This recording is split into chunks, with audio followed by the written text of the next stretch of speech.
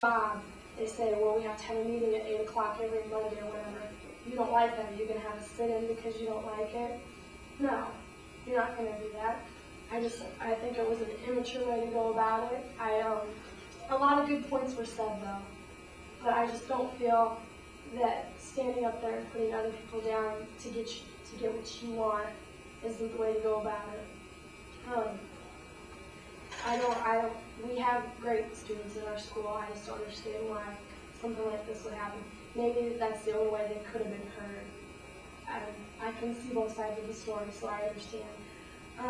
It makes the students that did it look bad, it makes the students that did not do it look bad, it makes the teachers look bad, and it makes the community look bad. Today I hope I showed you how I feel about disrespect and people that ask for respect and don't get it in return.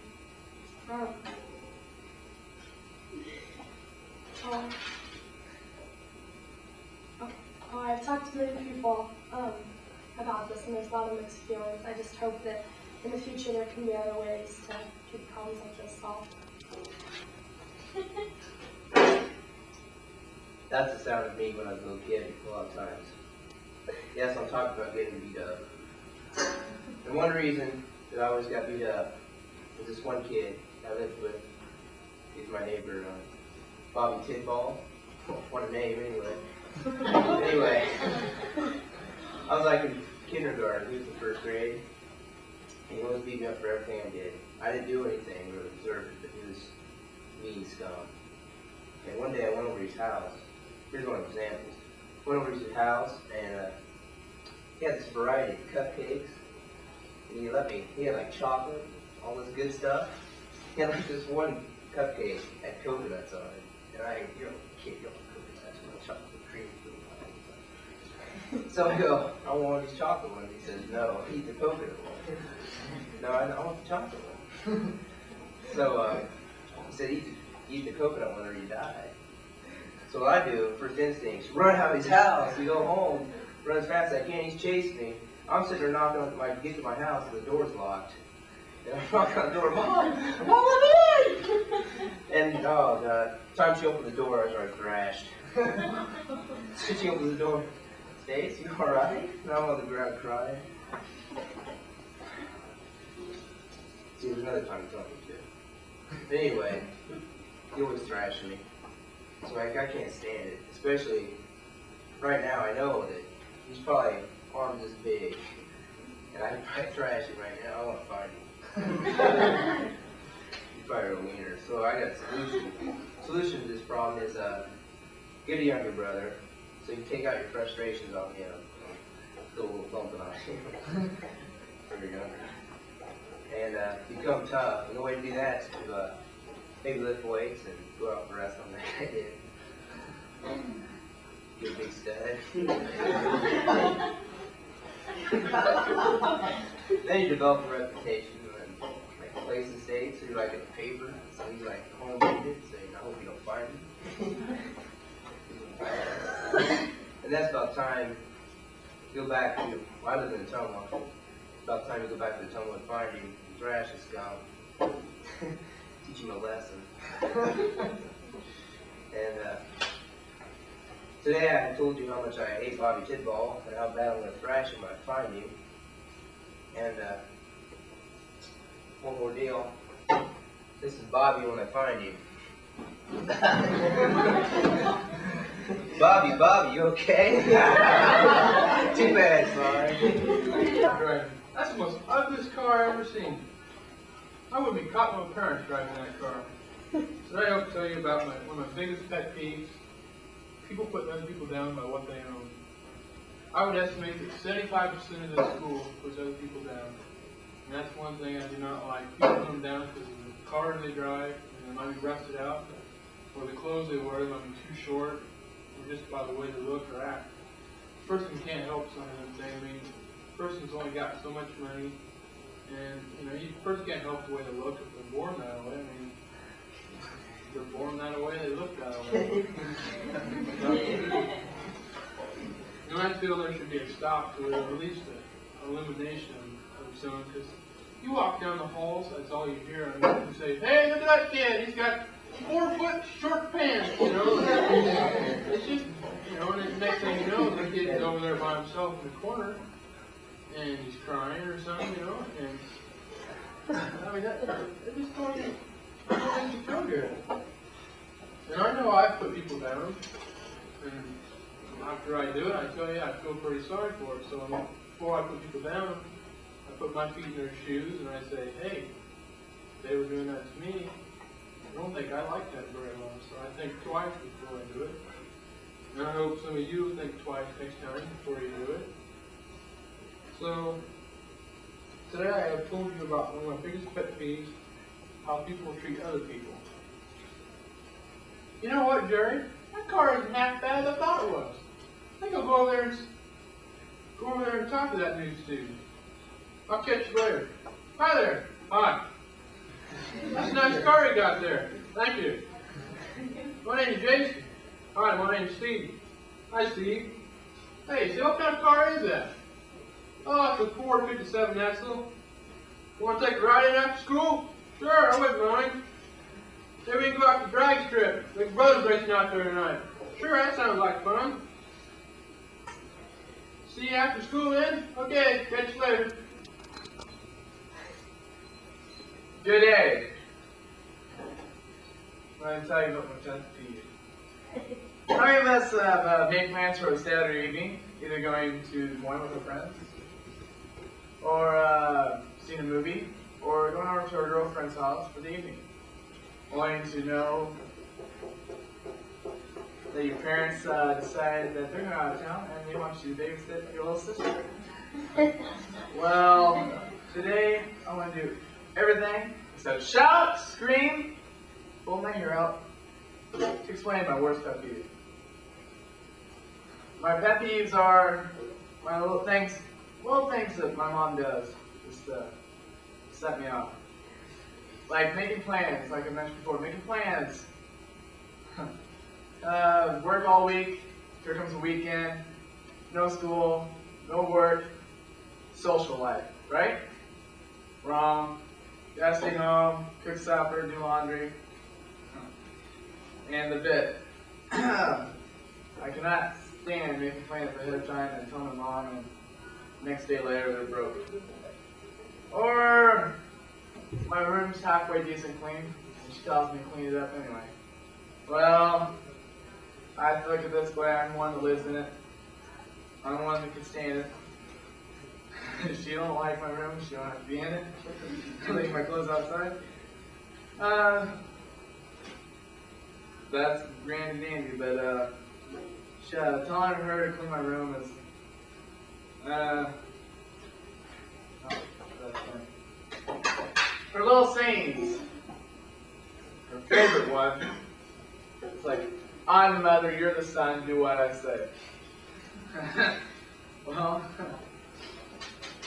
I guess someday I can say that to my son. I'm the father, you're the son. But I'm a guy that likes to know the reasons why things. Why she wants me to do this, why.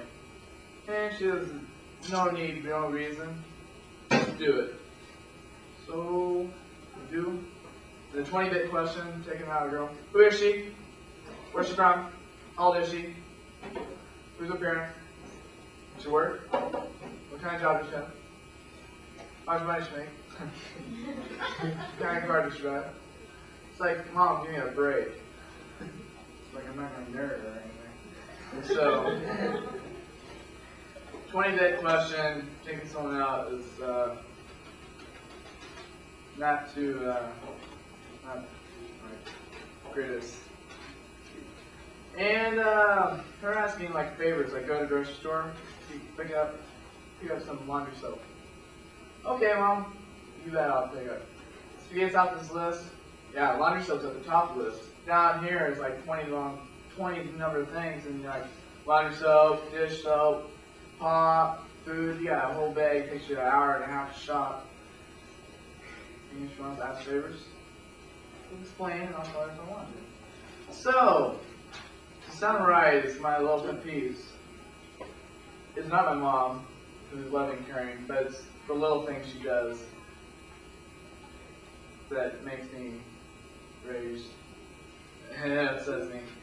So, all this, what I said, remember this, that we'll be parents someday, and even though they take us off, we'll want the respect, we'll demand this respect. And You ever heard of the saying, if you want something done right, do it yourself? Well, today in this dialogue, entitled The Debate, by L.B. Brooks, John should have used this advice in the first place. Good morning, ladies and gentlemen. As the first affirmative speaker, let me say it's a pleasure to be here today. At least it is for me. Is it a pleasure for you to be here today, John? John, I say it's a pleasure for you to be here today. Look, it's not good debating to interrupt me while you are debating. Excuse me, Judge. You will have to make allowances for my debate partner. He slipped and fell in the banana field coming to the tournament today. I don't think he's all there. Not all there, huh? I'm all here, Buster. I'm all here. Just because you had a banana for breakfast was careless about where you put it. Should have been you that slipped on them. Don, let's get back to the debate. Oh, yes, back to the debate. Our debate topic is that the doo-doo bird should replace the national bird, the bald eagle, the national bird. John and I are here to support the contention today. Right, John? I said, right, John?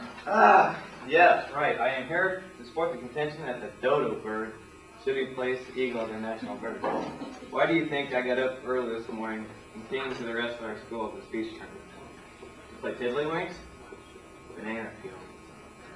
As the first attorney, it is my responsibility to find the term of resolution. Take 3 slices of tomatoes and put them in, oh no, that was my mother's breast paper pizza. Must be here someplace. John, do you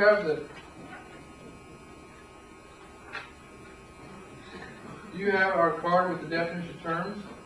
What is this? What do you mean? Walking all the way over here and during the first affirmative speech and asking a stupid question like that. Of course I don't have the evidence card with the definition of terms on it. Don't you remember? Your dog ate it for breakfast this morning. I'm sorry, ladies and gentlemen, Judge and the opposition. We can't define the terms because my dog ate the information this morning. My dog should be smarter than he is, digesting all that knowledge. Yeah. I don't believe this nonsense. Since my partner seems to be incapable of giving his speech, I asked the judge to give permission to give a point. Thank you very much. Sit down.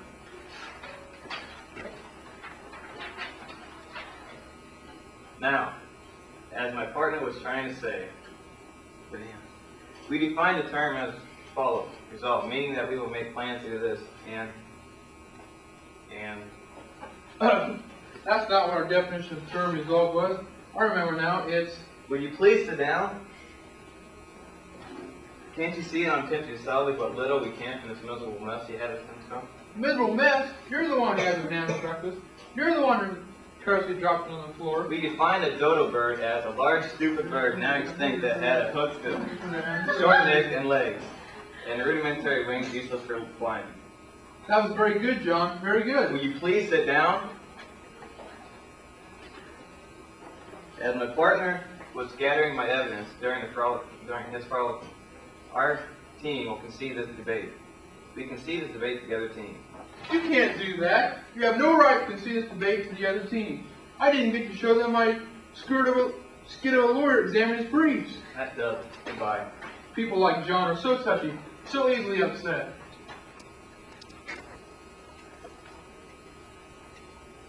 Have any of you ever had a bit of an experience that you thought would be shareable because it involved a brother or sister? Today we're going to form a skit called Partners by Ken Bradbury. See if this experience sounds familiar to you or anyone else you know. Scene, the bedroom of 2 sisters, Marcy and Dina. Marcy enters, obviously very upset. She slams herself into a chair and crossing her arms defiantly as she does so. She sits there alone for a long moment. Enters Dina, her younger sister. She is also in a rotten mood. She stares at Marcy a moment, then takes to the chair. Dina is upset only because Marcy is throwing such a fit and suddenly checks for signs of letting up in Marcy's attitude. Listen, it wasn't my fault, okay? I mean, it wasn't my idea.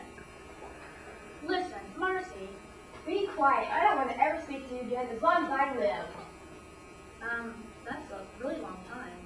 Listen, I don't mean to be nosy, but shouldn't we at least talk to each other? I mean, we're supposed to perform a skit together in a speech contest. Well, what kind of idiot would put a bright, talented 8th grade girl in a speech contest duet with her sister? I told you, it wasn't my idea. You could have easily been somebody else's sister. Huh?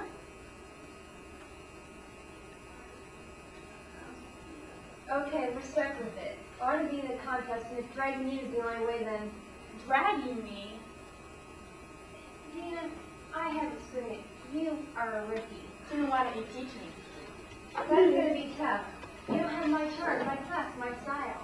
You mean you have to have all of that to be in a speech contest? Unless you know the judge. Gee, maybe I'm some. Under normal circumstances, yes, but you're a luck kid. You got the pro on your side. So how do we start? Well, old horse knows put these scripts home with us, and we're supposed to flip to find which one we want. Gosh, Marcy, you're so smart. I'm glad I got you for a partner. Yes, well, listen, there's just one thing. I don't want to hurt your feelings, but this contest means a lot to me. And if I find out that, well, you know, that you don't have what it takes, I gotta look out for myself. You mean you drop me? I'll give you my best shot. But I gotta tell you, it's gonna be tough. I'll try, Marcy. Really, I will. Just give me a chance, please. I really want to be in the speech contest.